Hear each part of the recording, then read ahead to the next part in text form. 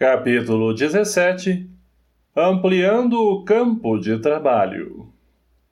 Logo após a oração proferida com profundo sentimento por Dr. Silvio, suaves melodias transcendentais perpassavam pelo ar balsâmico da natureza, penetrando-nos profundamente e levando-nos às lágrimas.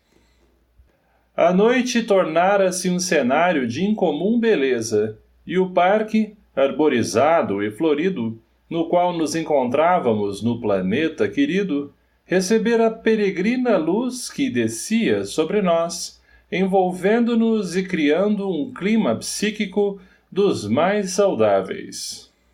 Nessa psicosfera abençoada, o benfeitor amigo, de pé, como se encontrava, utilizou-se das dúlcidas vibrações e, enriquecido pelas emoções vigentes, começou a esclarecer. Queridos irmãos, Jesus permanece o sublime amigo e mentor, nosso guia e modelo, desde os primórdios, conduzindo-nos pelo rumo da felicidade e edificando o reino de Deus no âmago dos nossos corações. Nada obstante, a cada um de nós cabe a definição dos roteiros a seguir.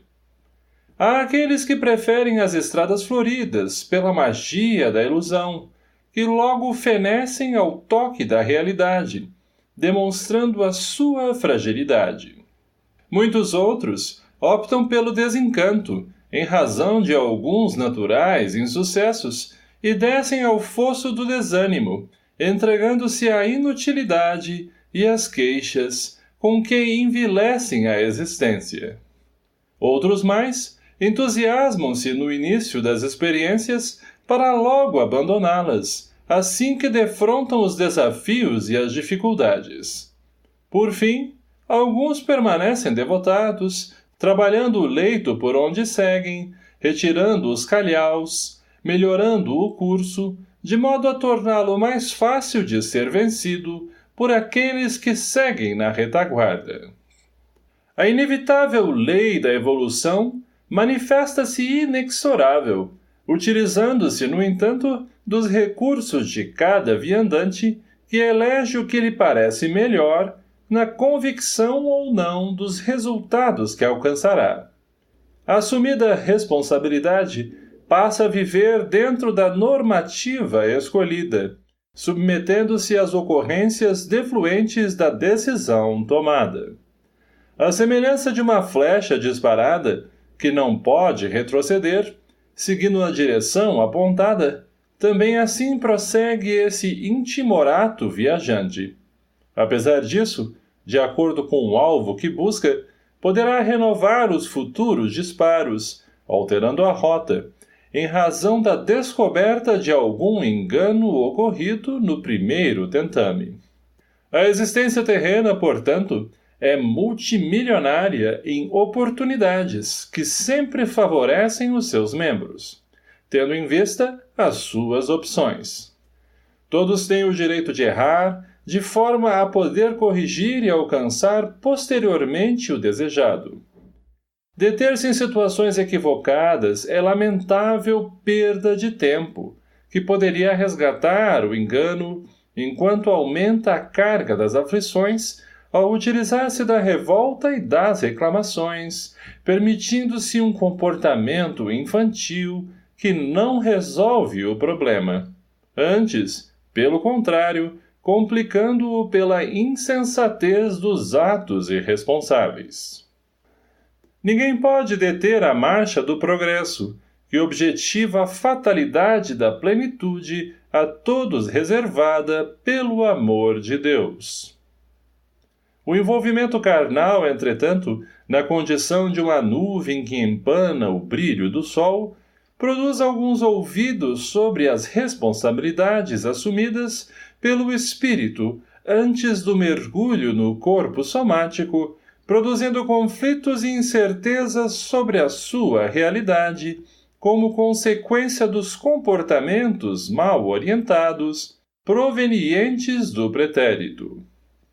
Por essa e outras razões, Alguns espíritos fragilizados pela falta de valor moral para os enfrentamentos deixam-se arrastar aos despenhadeiros da sombra, vencidos pelo ódio das ocorrências infelizes em que se complicam, e tentam lutar contra os impositivos da evolução, como se lhes fosse possível detê-la, impedir que outros a vivenciem, criando-lhes embaraços. Havia um suave encantamento na palavra do benfeitor espiritual, repassada de expressiva ternura. Seu rosto resplandecia, tocado por desconhecida luminosidade, enquanto as harmonias ambientais transformavam-se em uma moldura nas paisagens verbais que compunha. Profundamente concentrados nos seus conceitos, acompanhávamos o seu raciocínio com especial interesse. Após pequena pausa, deu prosseguimento à exposição.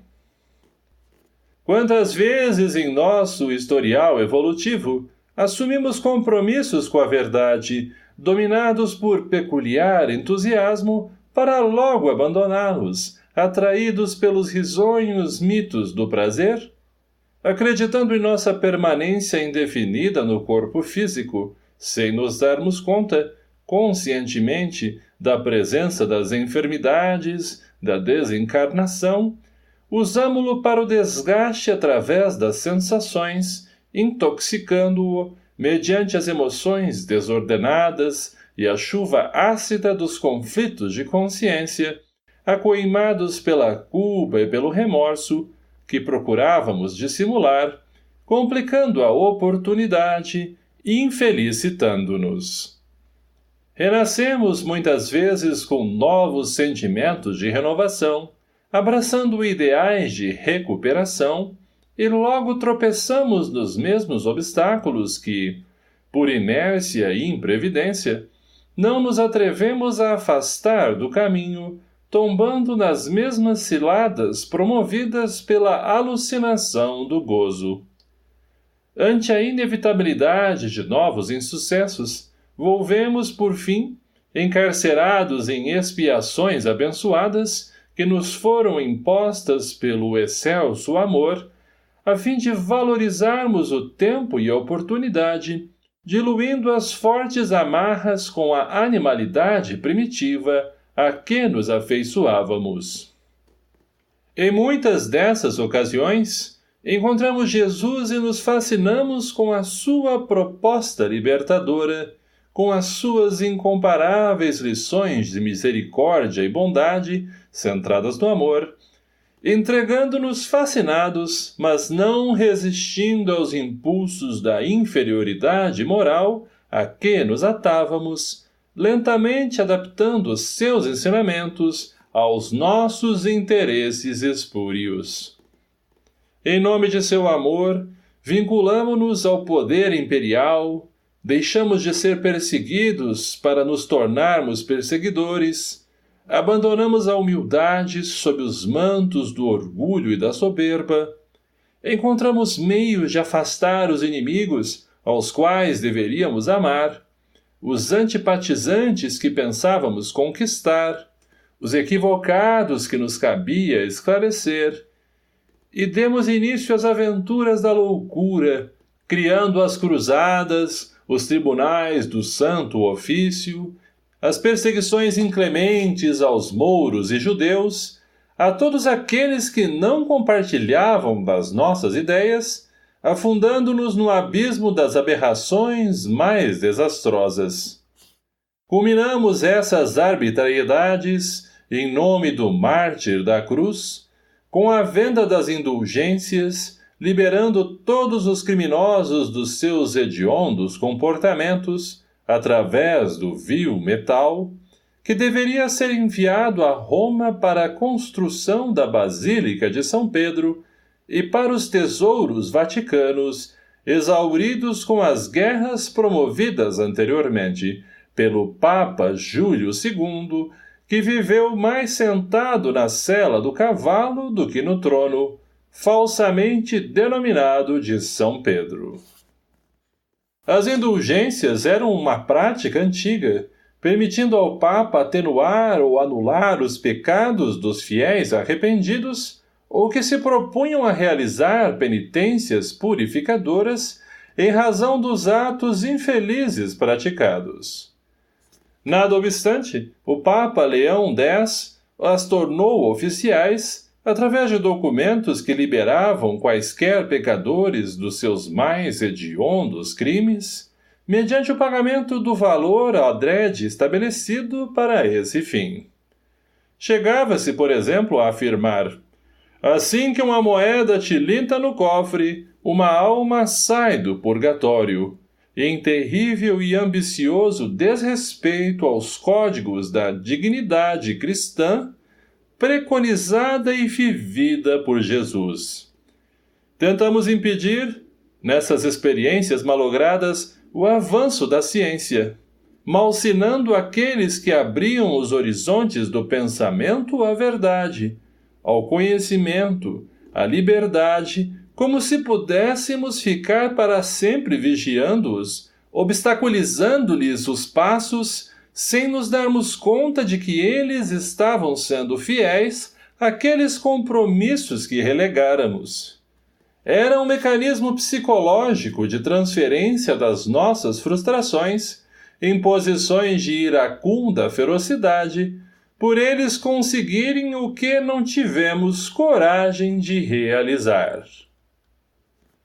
E martirizamos milhares de trabalhadores de Jesus, nos mais diversos setores do pensamento e dos ideais, somente porque não se submetiam ao talante das nossas equivocadas determinações. Na Península Ibérica, por exemplo, seguindo os exemplos terríveis de outros países, em nome da hegemonia católica e da fidelidade ao Papa, utilizamo-nos de recursos ignóbeis para permanecermos em domínio político, religioso e cultural da sociedade, expulsando das formosas terras aqueles que chamávamos de hereges, somente porque não aceitavam o nosso Jesus. Naturalmente, não o aceitavam em razão dos nossos exemplos de anticristianismo, de perversidade e de presunção com que nos vestimos para representá-lo, quando ele se deixou dominar pelo amor, pela compaixão, pela misericórdia, pelo perdão. Longe vão, na escala do tempo, essas loucuras, cujos efeitos ainda permanecem em nossa memória e em nossos atos. Ressumam com frequência aquelas manifestações de ferocidade, quando contrariados, de repúdio, quando não aceitos, de ressentimento por falta da sua afeição. E acreditamos ainda, infelizmente, ser esse o melhor comportamento.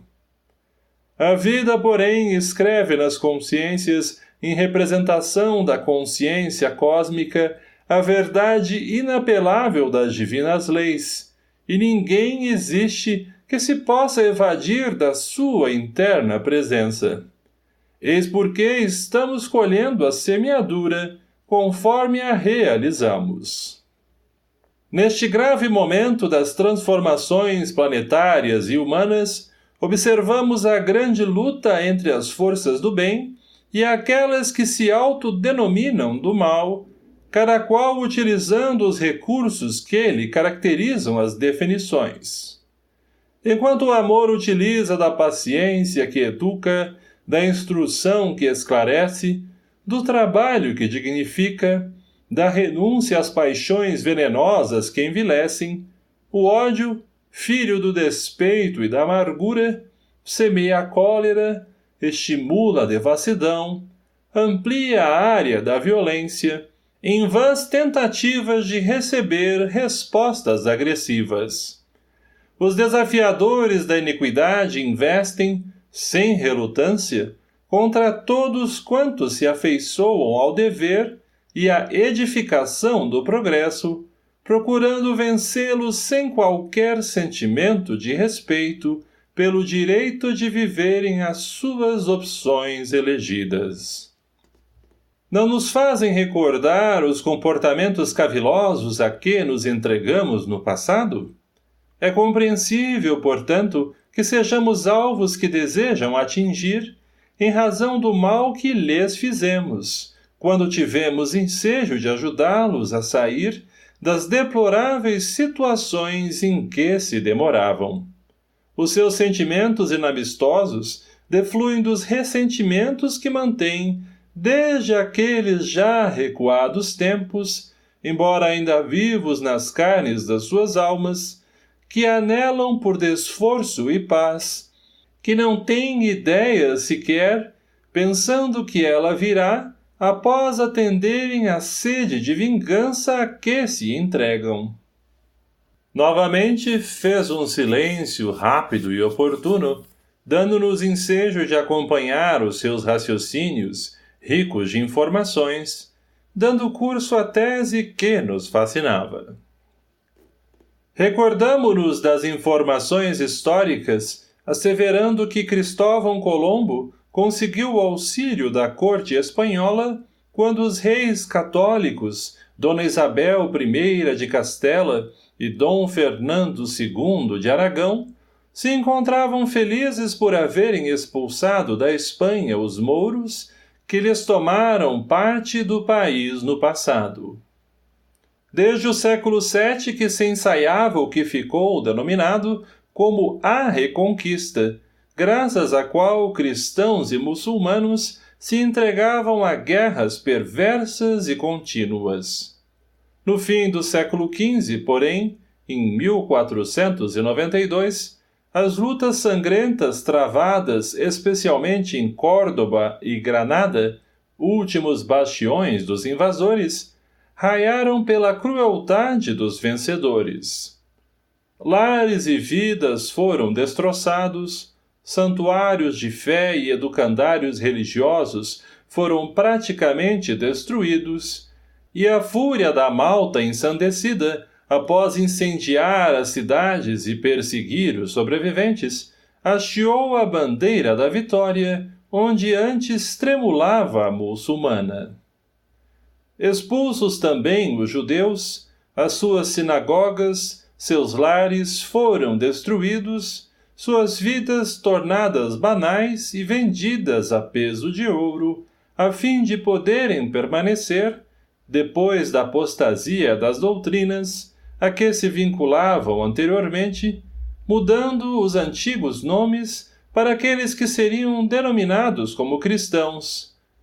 Firmamos convênios com Portugal para a transferência de muitos deles para as terras lusas, onde foram aprisionados e, na grande maioria, assassinados pelas forças dominantes. Nesse letal período, instalou-se a Inquisição espanhola e a Noite Medieval, que se supunha haver desaparecido, prolongou as suas trevas pelos séculos seguintes em aberrações inimagináveis. A fim de arrancar-se a confissão do infiel, eram usados todos os meios bárbaros concebíveis, incluindo-se o empalamento, a roda, a tortura da polé, e tudo quanto de hediondo a mente humana pode conceber, quando enlouquecida. As mulheres eram violadas, as crianças assassinadas ou vendidas como escravas, separadas para sempre dos seus pais, os homens válidos eram igualmente vendidos, os idosos e doentes vilmente mortos, após suplícios extenuantes. E dizíamos que assim nos comportávamos em nome de Jesus e de sua doutrina. Subitamente, num pequeno intervalo entre uma e outra frase, vimos lágrimas nos olhos do mentor e percebemos-lhe a voz embargada pela emoção, o que ampliou a nossa sensibilidade. As onomatopeias da natureza estavam saturadas de fluidos felizes que nos revigoravam e que banhavam a região, renovando as energias dos habitantes, àquela hora adormecidos, na sua grande maioria, na intimidade doméstica. Ao longe, Selene esparzia o seu véu de prata e as folhas das árvores fremiam ante a brisa delicada. Continuando, o nobre orientador esclareceu. É perfeitamente compreensível que os espíritos que padeceram em nossas mãos e em nossa administração o campeonato da perversidade ainda guardem da nossa conduta essa lembrança inditosa, em razão de se haverem atirado aos despenhadeiros profundos do mundo espiritual inferior, onde passaram a homiziar-se, a edificar os seus redutos, hoje transformados em regiões quase infernais, embora sua transitoriedade, onde urdem planos de destruição do pensamento cristão na terra. Se observarmos com cuidado, notaremos a degenerescência da mensagem do Senhor, mesmo nos dias atuais, quando as seitas e igrejas que se multiplicam ferozmente, cada qual pretendendo a primazia do conhecimento e a dominação da verdade, transformam o dízimo no que, oportunamente, foram as indulgências. Recursos de mercado materialista são utilizados para atrair fregueses desatentos e ambiciosos que desejam comprar o reino sem que operem a íntima transformação de conduta para melhor.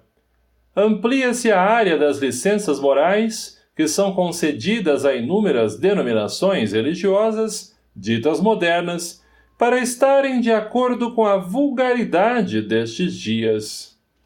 A Igreja Católica Apostólica Romana sofre o desvario da pedofilia de alguns dos seus membros, sacerdotes e prelados, vivendo uma conjuntura muito aflitiva, além do poder temporal de que desfruta há mais de 17 séculos.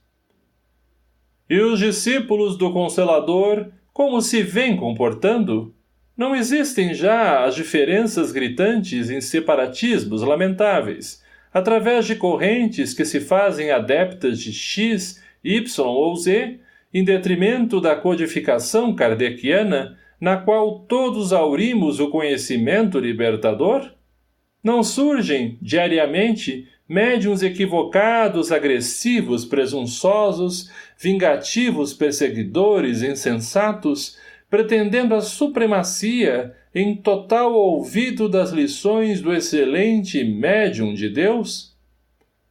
Por outro lado, surgem tentativas extravagantes para atualizar o pensamento espírita com a balbúrdia em lugar da alegria, com os espetáculos ridículos das condutas sociais reprocháveis, com falsos holismos em que se misturam diferentes conceitos, a fim de agradar as diversas denominações religiosas, com a introdução de festas e atividades lucrativas, nas quais não faltam as bebidas alcoólicas, com os bailes estimulantes à sensualidade, com os festejos carnavalescos, a fim de atrair-se mais adeptos, e especialmente jovens, em vez de os educar e orientar, aceitando-lhes as imposições da transitória mocidade.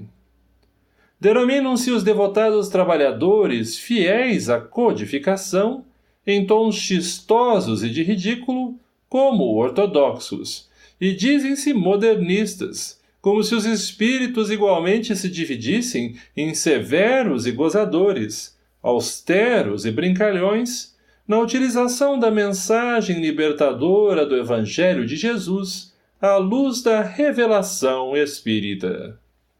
Sem dúvida, são as paixões humanas viciosas que permanecem em predomínio, gerando essas situações dolorosas. Ao lado delas, porém, por invigilância de quantos se permitem aceitar essas imposições, encontramos a interferência das mentes adversárias do Cristo trabalhando-os, inspirando-os, com o objetivo claro de demonstrar o que denominam como a falsidade do Cordeiro, graças aos seus fiéis insanos. Desse modo, a obsessão campeia em muitos arraiais religiosos, não excluindo a seara espírita, infelizmente, na qual se encontram alguns espíritos estúrdios e ignorantes, desejando a projeção do ego, assim como fruir uma situação de relevo, conseguir a libertação dos conflitos pela exaltação da personalidade. Não deixam de ser preocupantes essas inovações que mantêm os vícios e as licenças comportamentais em detrimento da conduta saudável e honrada no serviço de consolação dos sofrimentos humanos e no trabalho de erradicação das suas causas. O espetáculo, portanto, tem a sua programação nessas regiões nefastas da erraticidade inferior, onde se encontram aqueles que nos foram vítimas e não acreditam em nossos atuais valores. Ainda mais, quando nos testam e falhamos lamentavelmente, aderindo-lhes aos sentimentos vulgares e doentios. Conhecendo-nos as debilidades espirituais e os pontos nevrálgicos, à semelhança de calcanhares de Aquiles, utilizam-se da nossa vulnerabilidade para intrometer-se nas programações dignificantes da conduta humana, mantendo os clichês dos vícios e das soluções milagrosas, do arrependimento de última hora, da aceitação de Jesus no instante final da etapa física para a conquista mentirosa do paraíso. Faz-se urgente uma revisão dos atuais comportamentos no convívio social, nas greis religiosas, políticas, artísticas, em que o belo vem sendo substituído pelo erótico, em que o crime hediondo do aborto transforma-se num ato de coragem digno de imitação, proclamado por multiplicadores de opinião e mulheres que se tornaram famosas. A semelhança dos tempos estoicos do cristianismo primitivo, torna-se impositivo de urgência a volta a Jesus, desataviado e simples, a pulcritude dos seus ensinos e a sua vivência natural. Assevera-se que odiernamente não há mais lugar para a vida ingênua e elevada, em razão da tecnologia avançada, das grandes conquistas da ciência e do conhecimento em geral, quando se deveria afirmar que estes são os dias, sim, da vivência nobre, sendo divulgada como de natureza terapêutica, para prevenir as criaturas humanas da depressão pandêmica, das enfermidades psicossomáticas, dos processos enfermiços degenerativos, da violência e da agressividade, dos crimes de todo jaez, da interferência dos espíritos infelizes nas existências humanas, gerando obsessões e transtornos vários, tão lamentáveis quanto dolorosos.